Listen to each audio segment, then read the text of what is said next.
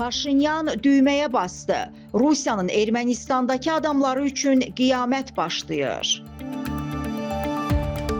Ermənistanın ikinci böyük şəhəri Gümrüdə baş tutan həbs dalğası ölkənin siyasi həyatında təlatümlərə səbəb olub. Oktyabrın 20-si səhər saatlarında hüquq mühafizə orqanları Gümrü meri Vardan Qukasyanı və 7 nəfəri korrupsiya ittihamı ilə həbs eləyib. Ermənistan müxalifəti bu həbsi qeyri-qanuni sayaraq məsələni şişirdib repressiya dalğası kimi təqdim etməyə çalışır. Amma hadisənin kökləri daha dərindir. Gümrü şəhərində yerli özünü idarə etmə orqanlarına keçirilən seçki müxalifət və iqtidar arasında adətən ölüm-dirim savaşına çevrilmişdi. Aprel ayında baş tutan seçkilərdə Paşinyan bu şəhərdə qalib gəlmək üçün resurslarını səfərbər eləsə də Serj Sarkisyan, Robert Köçəryan və Apostol kilsəsinə məğlub oldu. 2018-ci ildə paytaxt İrəvana yürüşünü bu şəhərdən başlayan Paşinyan üçün Gümrü müəyyən simvol ifadə edir. Amma biraz əvvəl adı hallanan üçlüyün, xüsusən də kilsənin çağırışları ilə Kommunist Partiyasının üzvü olan Vardan Qukasyan şəhər meri seçildi. Sonradan üzə çıxan səs yazılarında Qukasyana insanları seçkiləri təşviq eləmək və ona səs verməklə bağlı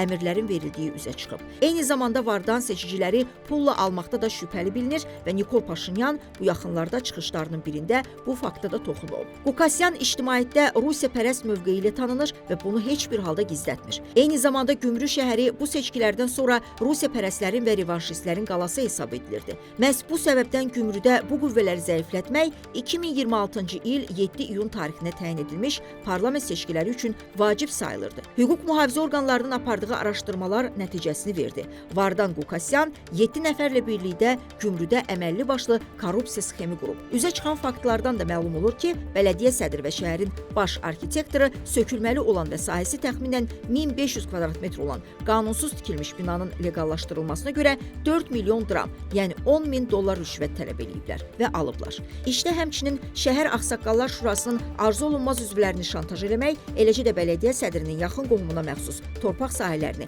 qanunsuz özəlləşdirməyə və icazəsiz tikintini leqallaşdırmaq cəhdlərinə dair ittihamlar da var.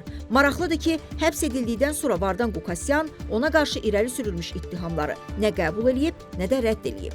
Baş verənlərdən sonra müxalifət, xüsusən də Serjə və Robertə yaxın qüvvələr hərəkətə keçiblər. Müxalifət baş verənləri siyasi repressiya adlandırıb. Respublikaçılar Partiyasının üzvü Armen Aşotyan bəyan edib ki, Nikolun demokratiya köpüyü artıq partlayıb. Onun fikrincə, hakimiyyət demokratiya mifini qərbə satır. Ölkədə avtoritar meyillər gücləndiyi halda seçilmiş merə qarşı indiki hərəkətlər baş naziri avtoritar liderlərlə bərabər səviyyəyə qoyur. Amma ortada bir real fakt var. Vardan Qukasyan əvvəllər də dəfələrlə korrupsiya və rüşvət ittihamları ilə üzləşib. Gümrüdə mer seçildikdən cəmi 6 ay sonra yenidən köhnə vərdişinə, rüşvətxorluğa qayıdıb. Bu faktı və rəsmi rəqəmləri hətta hakim partiyanın üzvləri də müxalifətə cavab olaraq səsləndiriblər. Qukasyanın həbsində korrupsiya və rüşvət faktoru ilə yanaşı onun revanşistlərə və Rusiyapərəst qüvvələrə xidmət eləməsi olub. Eyni zamanda nəzərə almaq lazımdır ki, baş nazir parlamentdə çıxışı zamanı ölkənin suverenliyinə qarşı çıxan şəxslərlə haqq hesab çürütməyin vacib olduğunu bəyan edib. Çox güman ki,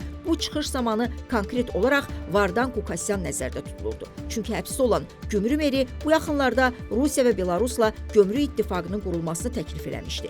Eyni zamanda hakimiyyətin xarici siyasət kursunu tənqid eləyir, yeganə çıxış yolunun Rusiyanın qucağına atılmaqda gördüyünü kürsülərdən bəyan eləyirdi. Qukasyan dəfələrlə bildirib ki, Ermənistan Rusiya ilə Gömrük İttifaqı çərçivəsində münasibətlərini möhkəmləndirməlidir. Əslində bu bəyanat və fikirlərin Kremlin göstərişləri əsasında səsləndirilməsi və Rusiya yönümlü qüvvələrə xidmət eləməsi açıq-aydın görünür. Bu səbəbdən də belə bir şəxsin Ermənistanın ikinci böyük şəhərinin meri kimi fəaliyyət göstərməsi, yenidən korrupsiya və rüşvətə qoşulması təbii ki, hakim partiyanın planlarına zidd sayılır. Qukasyanın həbsinə rəvac verən məsələlərdən biri də Gümrüdə yerləşən Rusiyanın 102-ci hərbi bazası ilə bağlıdır. Erməni kütləvi informasiya vasitələrində yayılan xəbərlərə görə baş nazir Nikol Paşinyan hələ cari ilin aprel ayında keçirilən bələdiyyə seçkilərində hakim komandanın namizədinin bu posta seçilməsini həm də hərbi baza ilə bağlı istəyirdi. Çünki sonradan yerli xalq arası arasında təbliğatın aparılması, Rusiya bazasının gümrünü tərk eləməsi ilə bağlı aksiyalara start verilməli idi. Amma Vardan Qukasyanın mer seçilməsi bu plana da mane olub.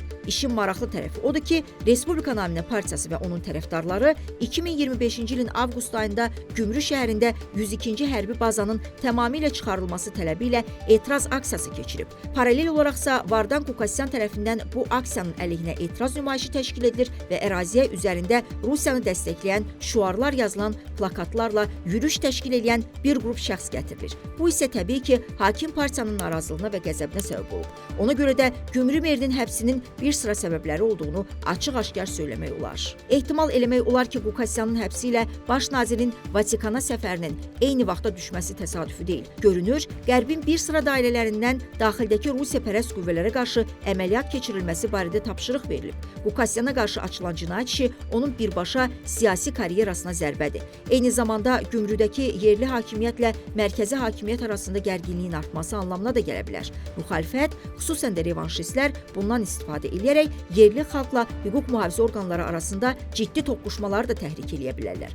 Bu isə yəqin ki, hakim partiya üçün arzu olunmaz ssenari sayılar. Bununla belə söyləmək olar ki, Rusiyapərəst şəxsin həbsi Vaqarşapat seçkiləri ərəfəsində əslində müxalifətə ciddi bir siqnal da sayılmalıdır. Baş nazir bu həbslə işarə edir ki, yerli özünü idarə etmə orqanlarına keçiriləcək seçkilərdə revanşist və Rusiya yönümlü qüvvələrə yer yoxdur. Onların ən böyük qalası Gümrü artıq fəth edilib. Bundan sonra da bütün seçkilərdə bu xətt izlənəcək. Buna görə də indidən ehtimal eləmək olar ki, Vaqarşapatda hakimiyyətin namizədi Argishti Mixakyanın seçilmə şansı yüksəkdir.